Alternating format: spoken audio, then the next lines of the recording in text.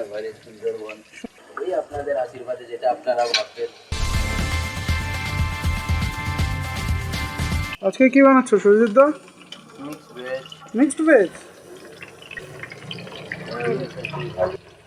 তো সুজিত দা, তুমি কোথা থেকে?